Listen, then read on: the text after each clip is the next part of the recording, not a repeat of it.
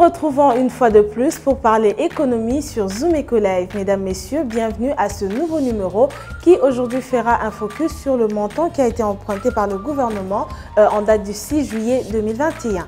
Par après, nous reviendrons pour parler du projet STEP de la Banque mondiale qui entame sa deuxième phase à Guadeloupe. Nous aurons aussi la chronique que nous apportera Patrick Bomboka, notre éditorialiste de tous les jours. Mais avant d'y arriver, commençons par les nouvelles en bref.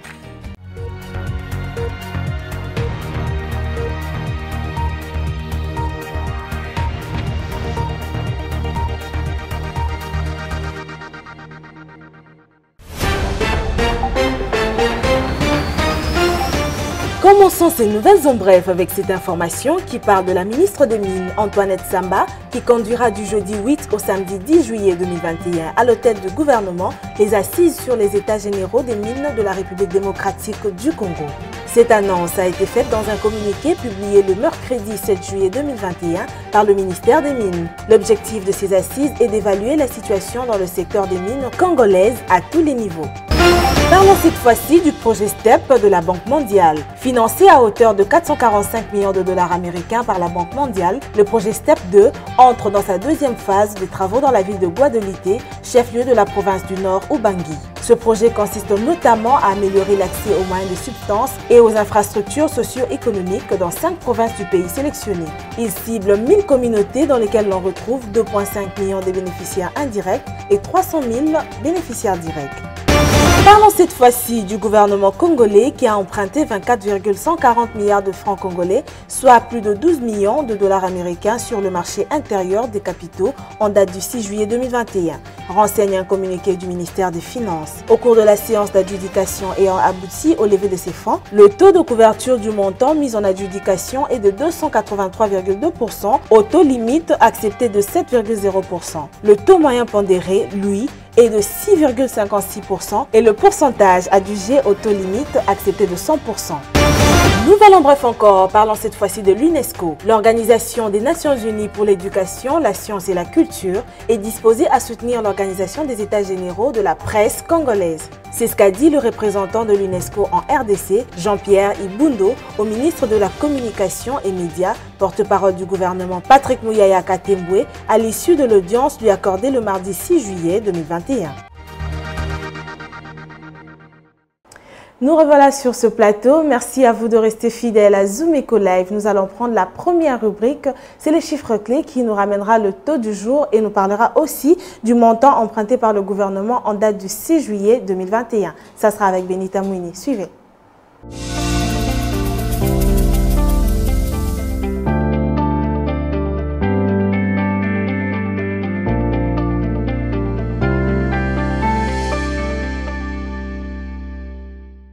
Nous revoilà sur ce plateau. Nous avons annoncé Benita Mouini. Elle est déjà avec nous pour nous ramener des chiffres clés d'aujourd'hui. Benita, bienvenue. Merci. Alors, qu'est-ce que nous devons retenir des chiffres clés aujourd'hui? L'économie en RDC est vaste, mais seulement aujourd'hui, nous allons faire un focus sur le montant emprunté par le gouvernement de plus de 12 millions de dollars américains en date du 6 juillet 2021. Okay. Mais revenons sur le cours de change actuel en République démocratique du Congo avec la BCC qui change $1 à 1988 francs congolais, un franc CFA à 3,67 centimes et 1 euro à 2413 francs congolais.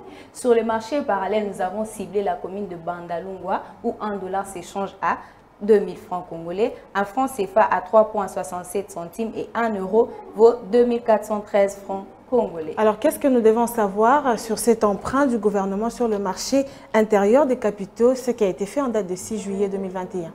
D'après le communiqué du ministère des Finances, le gouvernement congolais a emprunté 24,140 milliards de francs congolais, soit plus de 12 millions de dollars américains sur le marché intérieur des capitaux en date du 6 juillet 2021. Alors, qu'en est-il du taux de couverture du montant mis en adjudication? Au cours de la séance d'adjudication ayant abouti à la levée de ces fonds, le taux de couverture du montant mis en adjudication est de 283,2% au taux limite accepté de 7,0%. Et que dire alors du taux moyen pondéré? Le taux moyen pondéré lui est de 6,56% et le pourcentage d'adjugés au taux limite accepté est de 100%. Alors on va finir avec vous, Benita Mouini. Dites-nous qu'est-ce que le gouvernement entend mobiliser pour le mois qui est en cours? Pour le mois en cours, le gouvernement entend mobiliser 40 milliards de francs congolais, soit 20 millions de dollars américains. Par définition, le bon du Trésor sont des titres obligataires, ce qui veut dire des titres émis par l'État. À travers cet acte, l'acheteur d'un bon du Trésor se retrouve donc créancier de l'État. Ok, merci beaucoup Benita. Nous espérons vous revoir prochainement avec d'autres chiffres clés que vous allez nous ramener. Merci Judith. Nous allons passer à présent à la prochaine rubrique, c'est le dossier que nous ramène Aris Mbenga. Aujourd'hui, on va parler du projet STEP de la Banque mondiale qui entame déjà sa deuxième phase à Guadeloupe. Plus de précisions dans le dossier. Suivez.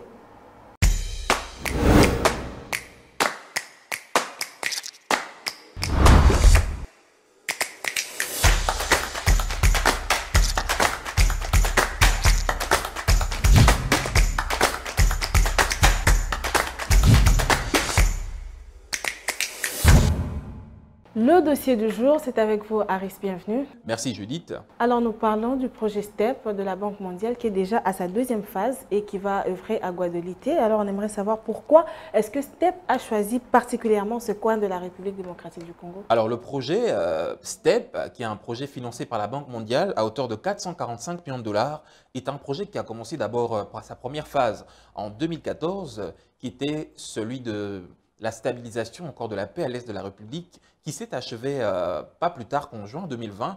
Alors maintenant là que le projet est passé à sa deuxième phase, le projet STEP se focalise actuellement dans la province du Nord-Ubangi, province qui a été choisie, en tout cas parmi les 5 provinces qui sont sélectionnées parmi les 26 que compose la République démocratique du Congo. Alors les 5 provinces qui vont bénéficier bien sûr de cet appui du projet STEP. Pourquoi est-ce que la province du Nord-Ubangi a été choisie? D'abord, premièrement, à cause de la présence massive des réfugiés centrafricains qui se situent actuellement dans la région, dans cette région. Et aussi, on va noter aussi cette situation de la précarité extrême qui se vit actuellement dans ce coin de la province du Nord-Ubangi, donc dans la ville de Guadeloupe. Alors, bien sûr, la ville de Guadeloupe va bénéficier d'une enveloppe de 93 millions de dollars, donc 93 471 308 dollars répartis en 5 composantes. Ok, Aris, vous nous avez donné des chiffres, un montant. On aimerait savoir alors comment est-ce que ce financement va-t-il être réparti?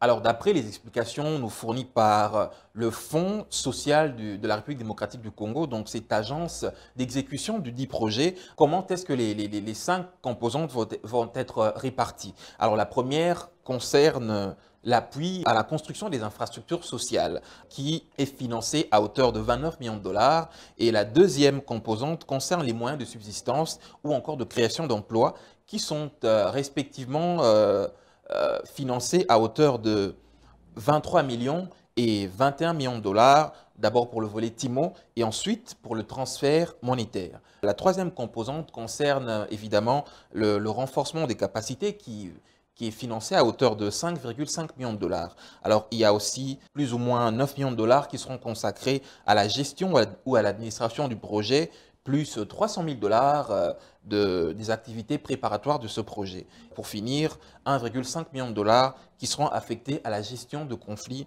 dans cette zone. Mais alors, Aris, pour finir, on aimerait quand même savoir, est-ce que ce projet se limitera que dans la ville de Guadeloupe ou bien, ça sera quoi la suite du projet justement? Ce gigantesque projet qui s'étend sur 5 provinces qui ont été ciblées ou choisies par le projet STEP vont bénéficier d'abord dans la province du Nord-Ubangi. Il n'y a pas que le chef-lieu Guadeloupe qui va bénéficier donc, de ce financement. Il y a aussi plusieurs provinces, bien sûr, les autres territoires de la province du Nord-Ubangi vont aussi bénéficier de ce financement. Alors bien sûr, le projet va s'étendre sur 4 autres provinces en dehors de la province du Nord-Ubangi. On peut citer le Kasaï central, l'Ituri, le Nord et le Sud Kivu. Et il y a aussi à noter que le projet STEP envisage également de doter au pays de fondamentaux pour la mise en place du registre social qui est très attendu par près de 1,8 million de personnes à travers ces zones. Ok, merci beaucoup Aris. Retrouvons-nous prochainement pour un autre dossier. Merci Judith. Une autre analyse sera abordée aujourd'hui dans la rubrique chronique avec Patrick Bomboka. De quoi il s'agira? Je vous laisse découvrir le contenu après ceci. Nous vous amenons au cœur de l'actualité économique en RDC. Que dire alors de l'évolution du taux de change en République démocratique du Congo? Il y a eu à noter une stabilité relative du taux de change. Tout savoir sur la conjoncture économique, les différents taux de change officiels et parallèles. Tout apprendre et mieux comprendre le rendez-vous économique. Nous vous apportons plus de précisions. Enquête, analyse, dossier. Nous vous rapprochons de la réalité congolaise. Le Watt est un symbole de fierté pour la femme africaine. Sur ce sujet, nous vous souhaitons bienvenue. Entrepreneuriat et activités économiques, chez nous, faisons les marchés ensemble. Nous avons appris à être plus près de vous, offrir à vos yeux ce qui est bon pour votre tête. Suivez-nous également sur nos différentes plateformes. Zoom Eco Live, la référence de l'actualité économique en RDC.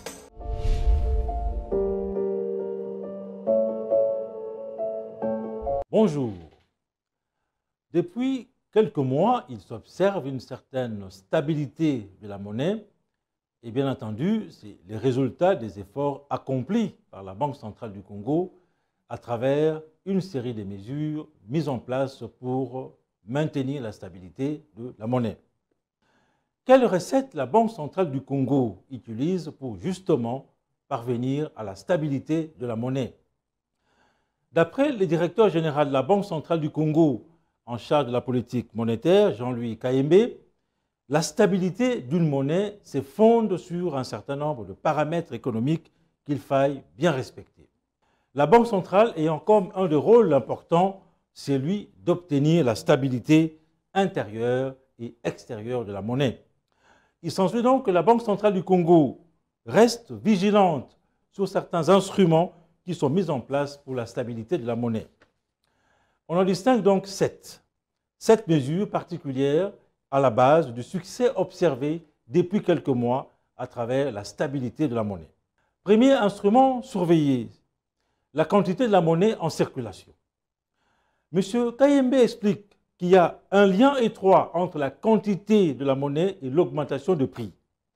Plus il y a la monnaie en circulation, plus cela va entraîner la hausse de prix. Solution, il faut mettre en circulation la quantité de monnaie qui soit compatible avec l'activité. Il ne faut donc pas qu'il y ait un excès de monnaie au risque que cela entraîne de l'inflation.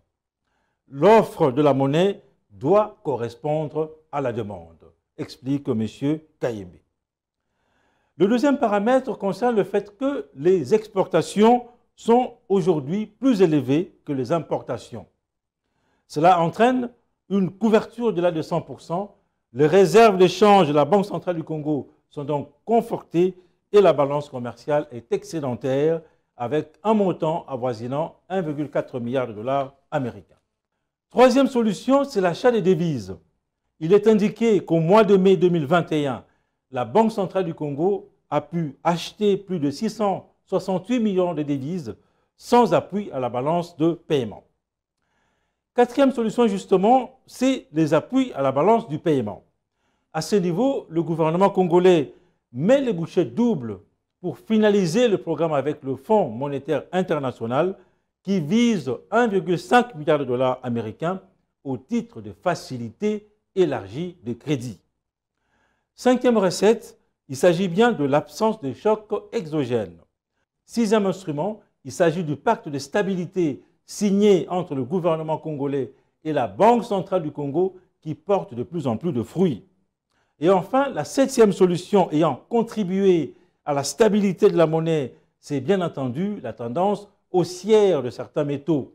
Il s'agit là d'un soutien majeur à l'économie congolaise dès lors que le cuivre ou encore le cobalt n'ont pas baissé de prix au grand bonheur du trésor public.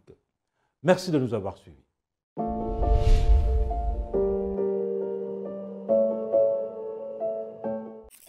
Suivez-moi tout le jour à travers Zoom Wende sur Zoom Eco Live. Abonnez-vous sur notre chaîne YouTube. Zoom Eco Live, la référence de l'actualité économique en RDC. Il est temps de faire le marché avec Naomi Kandé qui aujourd'hui nous ramène les prix des appareils électroménagers utilisés essentiellement dans la cuisine. Le marché, faisons ensemble avec Naomi Kandé tout de suite. Bienvenue dans Zoom Wednesday. La technologie a révolutionné notre quotidien en nous facilitant la vie à travers les divers appareils électroniques. Le marché d'aujourd'hui consiste à vous présenter le prix des différents appareils électroménagers utiles et qui vous rendra la vie facile en cuisine. Sans plus tarder, le marché c'est tout de suite. Débutons avec un congélateur de 150 litres qui se vend à 315 $. Celui de 200 litres revient à 380 $. De 250 litres coûte 400 $. Pour ceux qui préfèrent des congélateurs doubles qui mesurent 260 litres, cela se vend à 430 $. Un congélateur double de 300 litres revient à 550 $. Pour ceux qui préfèrent des congélateurs debout, celui qui mesure 300 litres se vend à 1150 $. Un frigo de 120 litres coûte 350 $. Celui de 180 litres coûte 510 $. Nous avons pour vous le prix d'une cuisinière de 4 plaques de couleur noire. Cela se vend à 350 $. Une cuisinière blanche avec 4 plaques revient à 400 $. Un batteur électrique se vend à 45 $. Quelques instants suffisent pour que votre eau soit à la bonne température. Où nous avons pour vous le prix d'une bouilloire qui se vend à 25 $. Une machine pour vos gaufres coûte 50 $. Chauffez vos plats avec un micro-ondes qui se vend à 60 $. Un robot électrique se vend à 70 $. Un four revient à 70 $. On a pour vous le prix d'un blender qui se vend à 40 $. Ce fut un plaisir de nous suivre dans Zoom Wednesday. Prenons rendez-vous au prochain numéro. Les rendez-vous économiques, c'est dans l'agenda sur Zoom Eco Live. Abonnez-vous sur notre chaîne YouTube.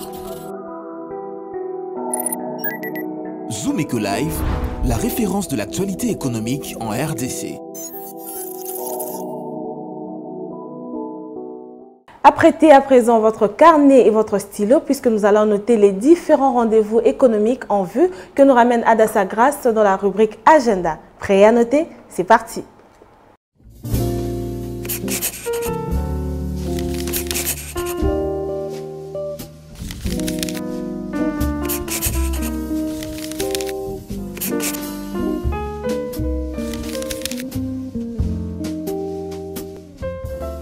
Bienvenue à l'agenda. Voici le rendez-vous du jour. Nous rappelons que le Village Congo poursuit avec les enseignements sur les opportunités d'affaires en RDC et la promotion de la culture.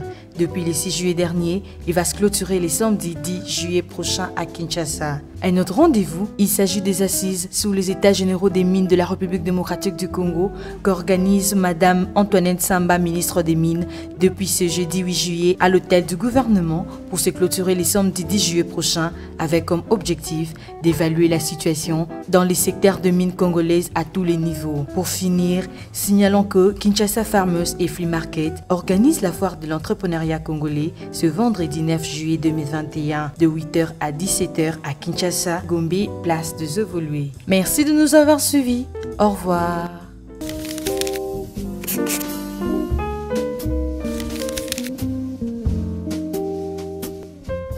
La débrouillardise, on en parle encore à Kinshasa. Cette fois-ci, article 15 va rencontrer une autre activité commerciale et nous aurons ce partage d'expérience, l'organisation de ce vendeur que nous allons rencontrer, mais également ses difficultés rencontrées. Nous en saurons plus dans article 15. Tout de suite.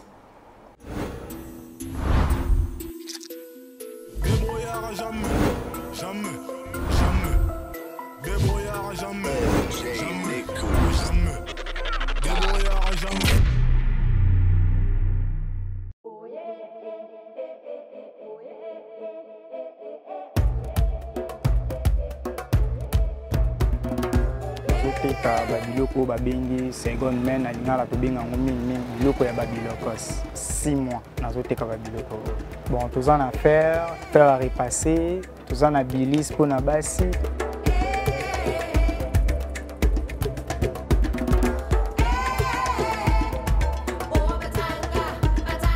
La mike par avant ibandé kokota nango to bandé ko zo moyen ko s'organiser.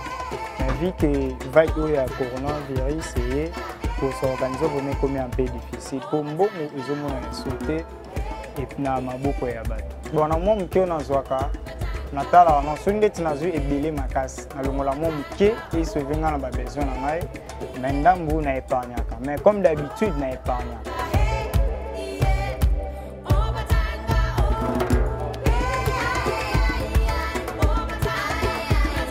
Quand tu as donné biloko soki ba difficulté zaka surtout que tu futa ba taxe na biso ya douane ba taxe ça vraiment un peu élevé yango ba difficulté que nous posons na yango zo sala que pour matisa ba prix et ba client na biso ba komi ko regretter makasi pour en ligne ba biloko ya bilokos et komi cher makasi.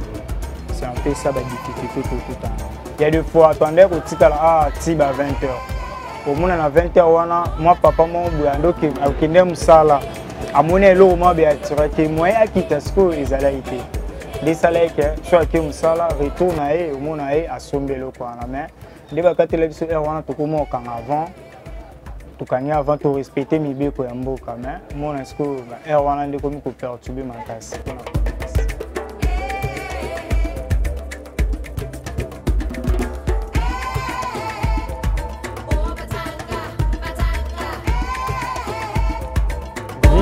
Eza pona ba courager baya ya o balali na bandaku batika kolala baluka un peu mo loko mo comme ça tata ba bando tekata papier mouchoir na ba coin avenir et sala bango bien ba pensera mingi te vraiment o ba kendaka poto te lobi na biso se préparaka pona lelo ceux qui lelo ba koki ko za conscience ya vie na bango et sala bango bien batika vraiment kolala lala baluka moyen ba koki ko s'organiser ko survivre quoi.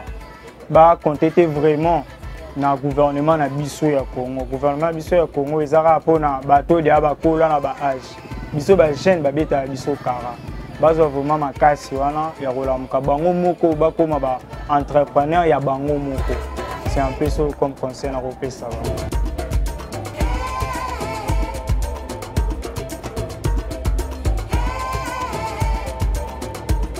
Message na routine dans le gouvernement. Que tous en ont jeunes, tous en ont maille, non mais qui là où ils ont ça là, ils en ont fraîche. Bapé ça peut dire chance, ils ont travaillé un peu dans le gouvernement. Bon, bah mon a swing to plaît si fruit à malam té, des bazons ça va papa na bangwana ya ba Nicolo.